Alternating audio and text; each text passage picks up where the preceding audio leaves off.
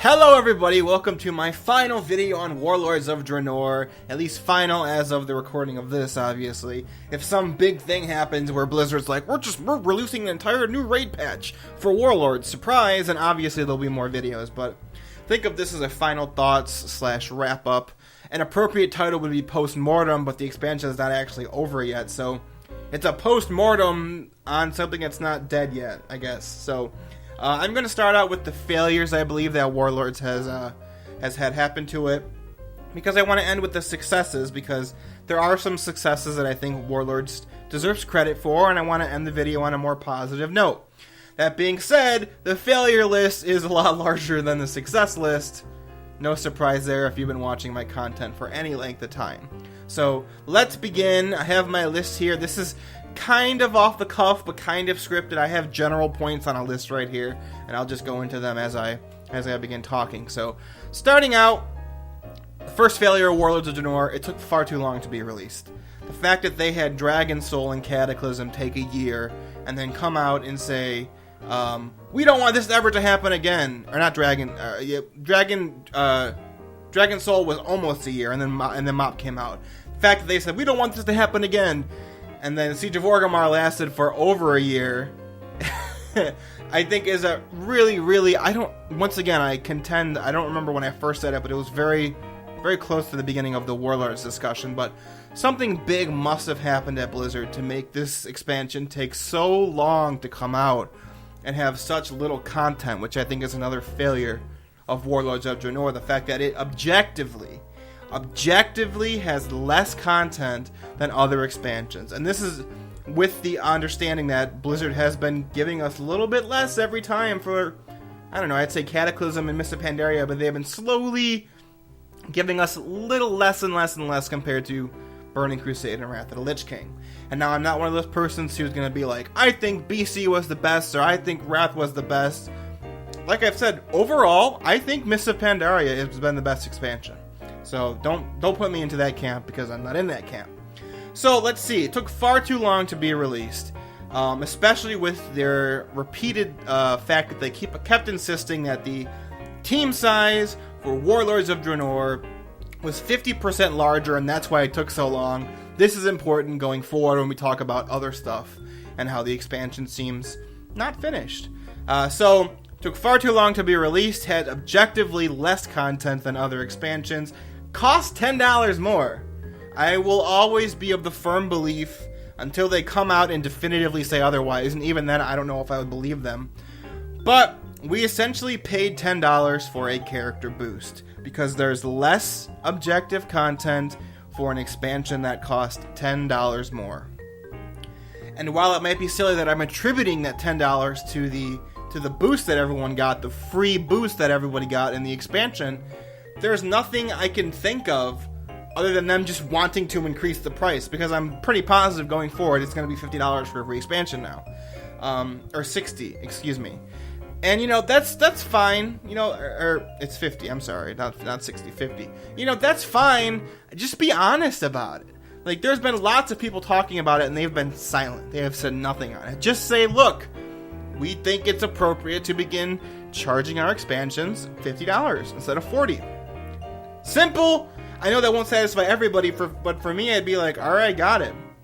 I'll be pissed that this expansion had so little and it cost $10 more, but at least you're being honest with me. I've always said that. Just be honest with me, Blizzard, and I will give you a lot of the benefit of the doubt on a lot of things that happen. So let's see. The removal, another failure of Warlords of Draenor, the removal of an entire zone from launch content to the last patch content. Of course, I'm talking about Tanan Jungle, and I will keep saying, despite all of the people who repeatedly hated on me for bringing this up, and now I've noticed is not saying it anymore. I think it's pretty indicative of where public opinion on this has switched, but I've always said that when they showed off Warlords of Draenor on BlizzCon 2013, and they showed off all of the features, they showed off all of the things, Tanan Jungle was included in the base 6.0, the base game. Tanan Jungle was included. They did not make the distinction that it was the introduction only. It was just Tanan Jungle, part of the base game.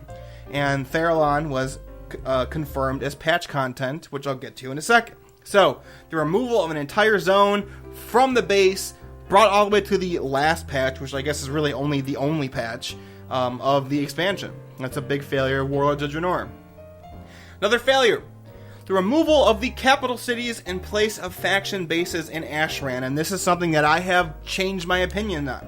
If you guys remember earlier on, I defended Blizzard, saying, you know, they never promised it, or whatever my reasons were. I don't remember them all exactly at this time, but I will say that I was wrong on that, and I think people are right to be upset that these things they advertise as capital cities, and they built them, especially Bladespire Fortress is done, inside and out. At least you can use the excuse of Karabor to say that the inside is not done, because it's not. At least you could use that for Karabor, but for Bladespire, it's all finished. It's all finished. So the fact that they removed that in place of faction bases in Ashran is pretty shitty, even though I do acknowledge in the successes of Warlords that a lot of the new architecture looks really cool. I still think that Karabor, especially Karabor, looks so great, and I wish that's where our base was instead of in Ashran. So, the next failure of Warlords of Draenor, Gorgrond, the zone just in general. Gorgrond seems completely unfinished, with its storyline abruptly ending halfway through with the Breakers and the Primals. That actual storyline of Breakers and Primals doesn't really go anywhere. We have like the Everbloom instance, which comes out of nowhere, and there's no knowledge in the storyline that this Kirintor base is built in Gorgrond, outside of like one throwaway line in a dialogue quest box of some random quest giver. There's no, we don't even know that this is a thing until we hit 100, and it's like, oh, it's one of the dungeons we can do, and we go there and we find, you know, people are mind controlled and it's overgrown with primal forces. The Primal versus Breaker storyline went nowhere. It stopped like halfway through the zone, and I think it's indicative that the northern half of Gorgrond is not used. It's completely not used outside of them just sticking Blackrock Foundry there, and then us going there in 6.2 for 10 minutes worth of a quest to get the shipyard guy. I think that's a huge failure. I think it's a waste of opportunity, because Gorgrond was one of the most zones I was most excited for, because I loved the architecture of the steam vents, and I liked how so much of the zone was like this Iron Horde architecture with the trains and the buildings and their interesting twist on orc architecture. I thought it was really interesting. Did nothing with it. So, next failure of Warlords of Draenor, the absence of Farallon, despite it being said to definitively going to appear as patch content on BlizzCon 2013. Once again, we can get into this argument of what we can and can't take from them at BlizzCon at this point, because with all of the things they promised at BlizzCon and how much Warlords we seem to have been promised and how little we got, I don't really believe anything they say at BlizzCon anymore, which is why when Legion was announced, I was excited for it, but I was very wary. I don't know if we're gonna get any of the stuff. They could be like, hey, Demon Hunters, they just didn't end up working out, so we're not gonna do them. We don't know. Who knows? So the absence of Farallon, it's sad, because ever since Netherstorm and Burning Crusade, people have been told that, hey, this used to be like this lush island with all these grass plains and all of this stuff. And I was excited to see what it looked like, because we have very little information on it. So, really bummed out that didn't appear. Alright, we're getting into some more of the bigger problems. Another failure of Warlords of Draenor is the removal of flying. I know this is a contentious argument still to this day. I don't care. I have always maintained that the fact that they removed flying entirely was nothing but tying into more and more time sinks. And we're going to get to time sinks in a second. The actual next point that I want to make. But the removal of flying is just... So there is no reason. I believe I've countered every single reason they've ever made. The idea about immersion is probably one of the stupidest and one of the most scapegoaty answers they've ever made, because immersion gets ruined all of the time. So the idea that we have to remove flying because you can just fly into the quest and then fly back out, when nowadays people just run into the quest and run back out. They don't fight their way to every single thing, Blizzard. People never, ever have done that. I've been playing since vanilla. Even in vanilla, I can give you a perfect example. In, what's that zone called in Kalimdor? Faralos. There used to be another island below the one that exists now in Cataclysm, the Isle of Giants, I believe it's called, and there were elites there. It was all elites. You had to go there for the AQ opening quest chain, among other things. There was some cooking stuff there. Nobody fought every single elite to get to the middle of the island, to get to the stuff they wanted. People just ran through. They ran, they died, they came back, they ran further, they died again, they came back, they ran further, they died again, they came back, and they ran further again. Nobody is going to spend an hour just fighting to get to the place that they want to get to, Blizzard. It's much easier, even still, to run and die and run and die and run and die than just to fight literally every single thing to get through. So, tying into that, the insanely long amount of time it's taking to be re-added back into the game. As of this recording, which is August 27th, flying is still not back in the game. And they've made a bunch of excuses, like it's tied to, they said that there's a bunch of bugs and stuff, and that was messing up flying, which really seems to fly in their face of their older argument, which is, we always designed Warlords of Draenor where you could fly in it. We could flip a switch on and off. Not really, because apparently there's tons of bugs in it. So, I think it's a huge lie that they told us, where they were like, we always planned Draenor that you could fly in it, and we could just turn it on or off whenever we wanted. Oops! That's a lie. So, the fact that it's taken, 2 or 3 months at this point when they announced they were going to be bringing it back, that it's still not in the game. And my camera, stop it, there we go. And I was really excited for them to bring it back because I thought it was going to come soon. And I'm already unsubscribed at this point, and it's still not in the game. I don't care anymore because I'm not going to be playing until the next expansion, so I'm really bummed out. I'm happy for those of you who still think it's fun to play that you'll finally be getting flying. They just should have... I would say a month would be the maximum between them announcing it's coming back and bringing it back. The fact that it's like 2 or 3 months now is ridiculous. So, the removal of flying... So, the next failure of Warlords of Draenor, I'm going to save the biggest one for last. It's not in the order of my notes, but I'm going to do that now. The giant gap between the first and the second raid tiers, or the first and second raids, in 6.0. The giant gap of time between Highmaul and Blackrock Foundry. By comparison, Mists of Pandaria's first tier's first raid, which is Mogushan Vaults, the 5.0 raid structure, the first raid in that tier, Mogushan Vaults, was released on October 19th. And the final raid of that same tier, Terrace of the Endless Spring, was released on November 13th.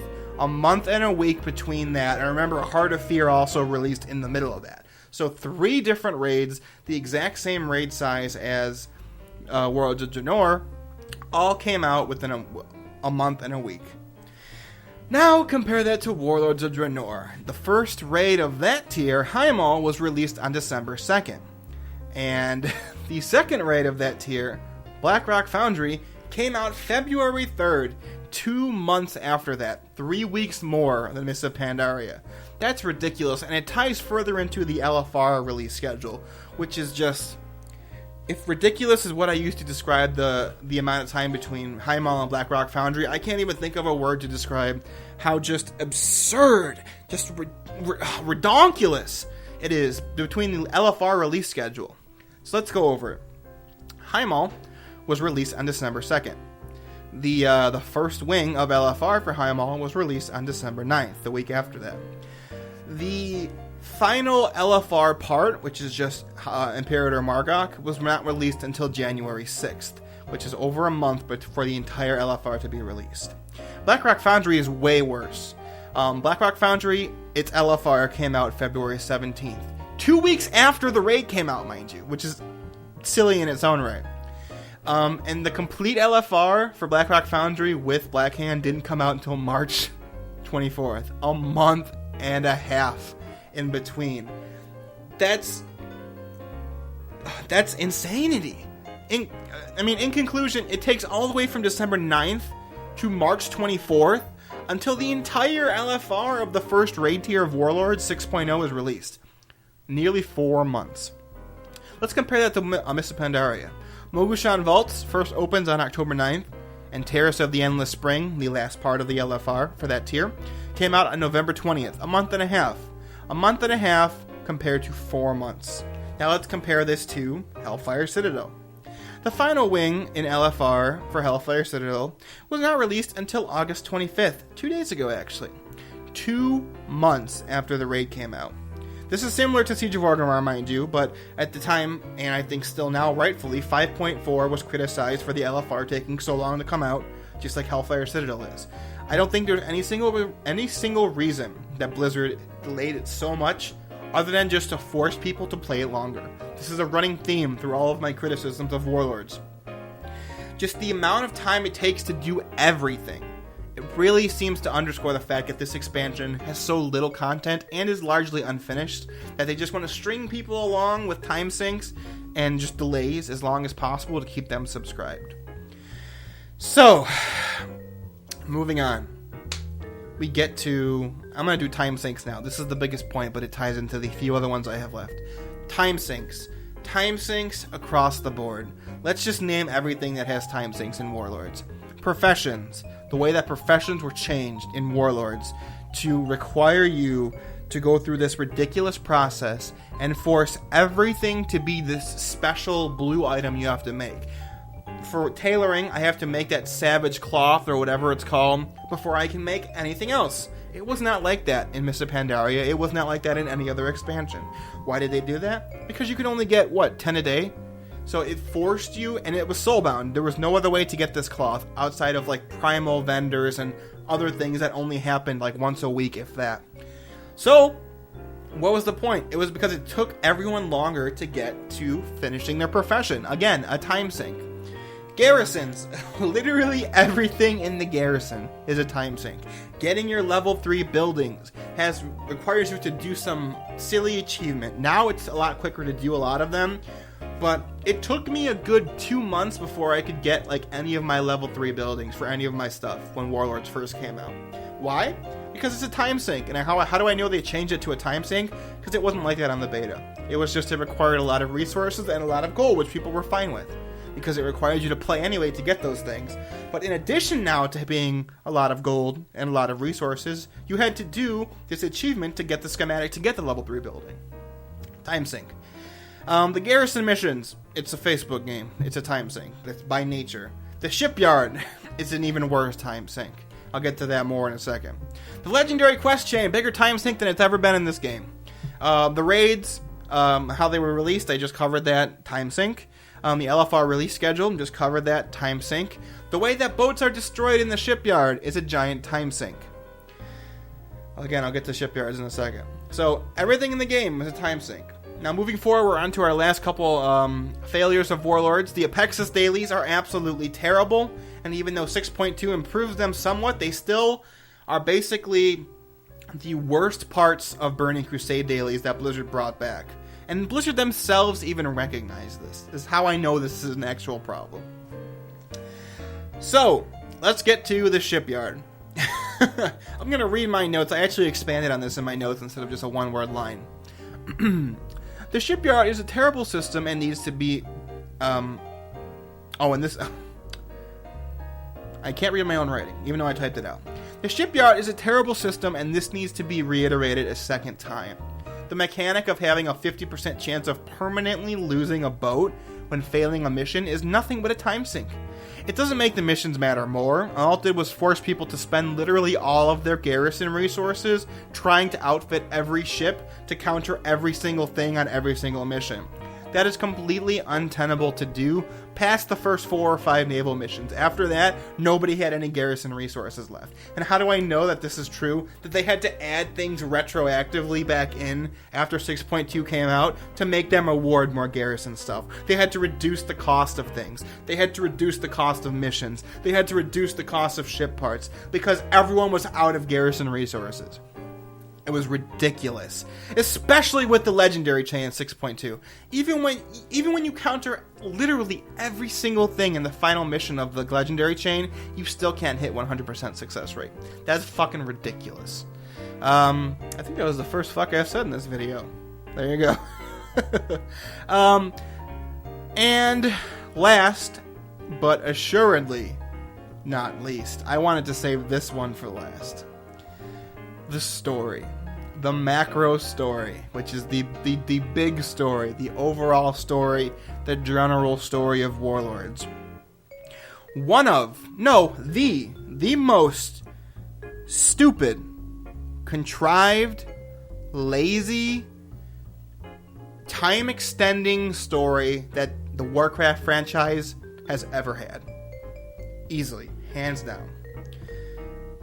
I think the fact that in dev interviews for Legion, the fact that when how they explain that Yrel and other people aren't coming back for Legion, they say that all that mattered is Gul'dan made it to our universe. They fucking said it. The devs said that.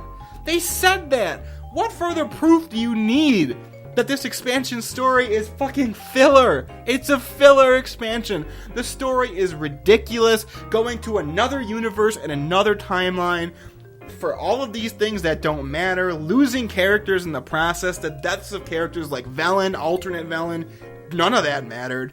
You know, Vindicator Murad, who fucking cared? He was never a big character to begin with.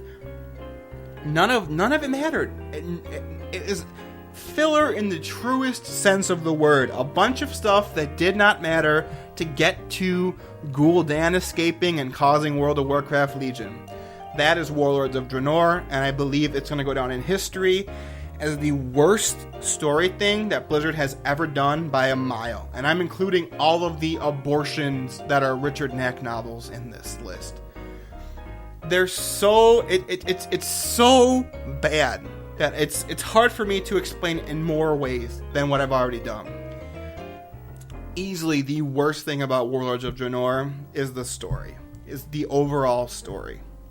So to wrap it up, all of these things, to wrap up the negatives at least, all of these things to me at least seem to indicate that Warlords of Draenor is simply unfinished. And that so the development team tried to hide all of that unfinished stuff in this Facebookification of the expansion, making things take longer to do, the lack of flight, the absurd 2-month gap between Heimal and Blackrock Foundry, despite it being largely done, as in myself and others in the beta were doing Blackrock Foundry bosses on the beta, and then they took another 2 months to release it.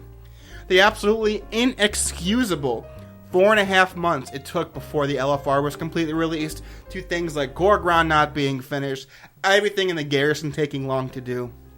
All of this indicates to me Warlords wasn't finished, and what they wanted to do was make people keep on spending their subscription, their money on a subscription, by making everything take longer to do. And if they don't have a finished game, what can they do? Make the legendary quest chain take forever to complete. Make the LFR take forever to come out. Make everything in the garrison really long to do. Make the level 3 buildings take a super long time and an achievement to accomplish.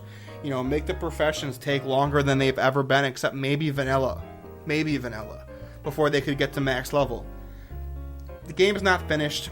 It's a gold. Everything is time synced. The game's not finished. It's just meant to make you keep paying for something that's not done. So now moving on to the successes, I only have really like 3-4 points here. To start out with the successes of Warlords of Draenor, simply absolutely amazing graphical work. From the look of the zones, even Gorgron, which I despise as being half finished, to the look of the new models, to the look of the Horde and Alliance architecture, to the new boat models in 6.2, every graphical thing in Warlords is amazing. It's great. Plenty of the micro storylines, another success of Warlords, are great. The micro meaning individual storylines at the base level. From the Shadowmoon Valley storyline, which I absolutely love, even though I was still upset at Velen dying, to the Spires of Iraq storyline, which I absolutely adore, and I've said is easily my favorite thing of this expansion. The Arakoa storyline is just amazing, especially the short story which accompanies it, Apocrypha, which you should still go read if you haven't yet. Plenty of the smaller stories are really just quite good. And we now know that Blizzard essentially assigns different storylines to different individual creative team members, instead of coming up with all of them generally themselves. Because I've talked on Twitter with several times now, the guy who made the Spires of Iraq storyline. And he said, that was it. I did the Arakoa and the Spires of Iraq storyline. I didn't do any of the other stuff. That was my thing. So, I don't know if it's indicative of how bad the overall storyline is? Maybe it is. I don't know yet. That they have individual people working on, like, different chunks and trying to just shove it all together. Maybe that's how Legion's going to be, and maybe that's why it's so apparent from the beginning, at least to me, that a lot of Legion stuff is just seemingly, like, really disjointed, and they're trying to force it all together. Well, it remains to be seen if Legion stuff's going to be good, but at the very least, at least since we're back on Azeroth, I don't have the problem of alternate dimension bullshit. At least if it's on a micro level like it was in Warlords, a lot of the small stories in Legion will be good. So I'm hoping for that.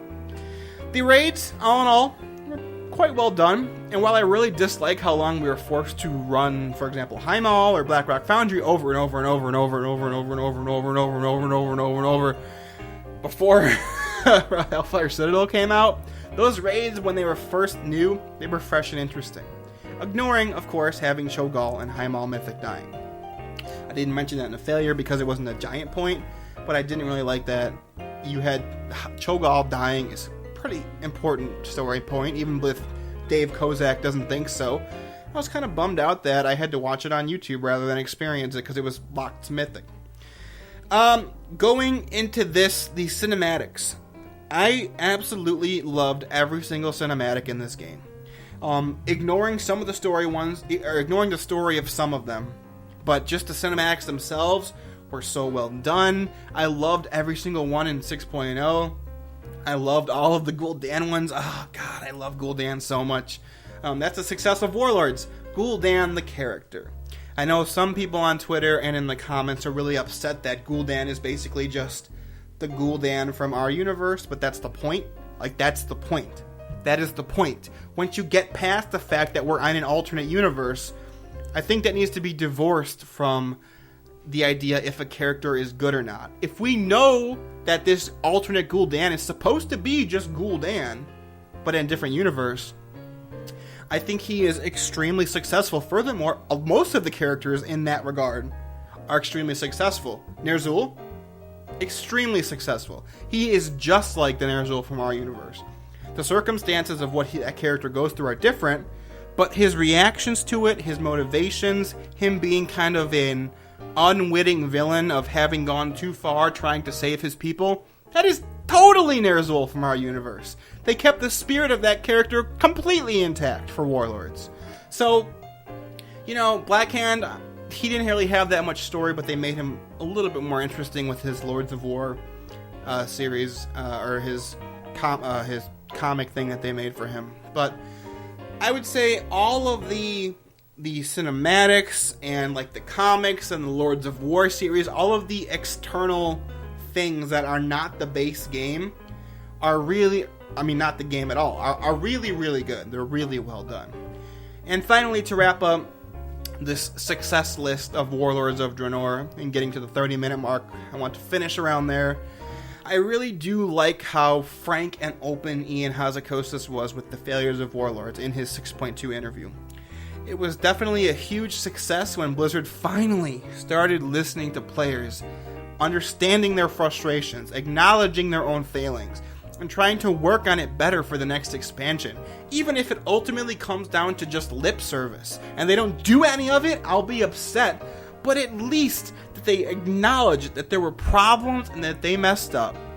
For the most part. I will say that Lore on Twitter is still seeming like a rather indignant douchebag on the whole idea of flying being a reward, but Ian Hazzikostas and other Warcraft devs, they are more open to admitting that they were wrong. They are no longer pretending that they are always right, and they know what they're doing, and what they're doing is the best thing that they can do. That is a really good sign, and I hope that they continue to do that into the future. So, overall, I think Warlords will be easily the worst expansion that World of Warcraft has ever had. I think that the negatives far outweigh the positives, but there are definitely still positives. All of the graphical stuff is amazing and the best that the game has ever been. I really love the amount of cinematics that there are. It really makes the story... I put it this way in a couple months ago. Ignoring how bad the overall story is, the way in which the cinematics tell you that story is amazing. It's amazing, and I love it, and I hope they continue it in Legion. they seem to go on this idea of every zone kind of gets its own, like, wham of a finale, a cinematic. I hope they do that. I hope they might even add a couple more things, especially because Legion has fewer continents, although they are huge. They're fucking gigantic zones. They seem to have fewer zones than they have in Warlords. So I hope that they have a couple more cinematics in there to ease us along. I don't know how long we can... If there's a zone that's like the size of 2 Warlord zones, if High Mountain is like as big as, I don't know, like Shadow Moon Valley and Frostfire, they gotta have like more than one cinematic to deal with all of the shenanigans going on there. So I'm really hopeful for Legion after seeing all of the things that they're admitting was wrong, they're trying to change. And so here we go. We are leaving Warlords of Draenor in the past. We're throwing it away in the garbage that it should be in, frankly. And we're moving forward now with World of Warcraft Legion. Let's take a deep breath in. I'm a little sick, so that was a little blocked. And deep breath out. And we say goodbye, World of Warcraft, Warlords of Draenor. Thanks for the time you spent with us, but I would rather be doing literally anything else. So, thanks for the effort that you didn't put into to our relationship, but it's time to move on. I found a new boo, and he seems a little bit more interesting, at least from what I've seen so far. So, here's hoping that he still is when we get him. But, until then, thanks for watching, everyone. My name, as always, has been Necroxis. Thank you for supporting this channel for as long as it has. We're at about like 2.5 years now that this channel has been up and running, and I know there have been gaps of content lack, but thank you for those of you who stick with me and all of the new people I keep getting each day. I noticed that when I actually make videos, which I'm trying to get back into doing again, I was kind of sick last week and some other stuff in my real life, but I noticed that when I actually like make videos regularly, I get a good, 10 people at least a week subscribing, and I want to thank all of you new subscribers and all of you old subscribers, and just stay tuned. Because unlike Warlords, which I struggled to... I really, really struggled. I only finished 40% of all the videos I wanted to make on Warlords before it came out. And frankly, it's because the story was fucking stupid and terrible. But I'm really intrigued about Legion, so hopefully all the videos on this giant list that I get done. But look forward to at least some of those coming out. I'm going to be covering all of the lore of the artifacts, and I just spit there, but pretend you didn't see it. All of the lore of the artifacts that we're getting, and all of the major characters, and more information as we get that. So stay tuned to this channel, subscribe if you haven't yet. If you watched this review and you liked it, and you think other people would find it interesting who aren't subscribed, share it. The best way my channel grows is for other people to share it. The way YouTube algorithm works is most people, I would say, unless you're like PewDiePie level, don't just stumble upon your video. It's either in the recommended section of another video that's bigger than mine, or someone tells their friend. So that's, if you have at least one person that you know, let's do a challenge. Everybody, if you know at least one person who you think would find the channel interesting, everyone share it to at least one person, and let's see how many people we can get. So, thanks for watching, everyone. My name is Necroxis. I'll see you next time. Stay tuned for more Legion stuff, and stay awesome. And yeah, thanks for watching. Farewell.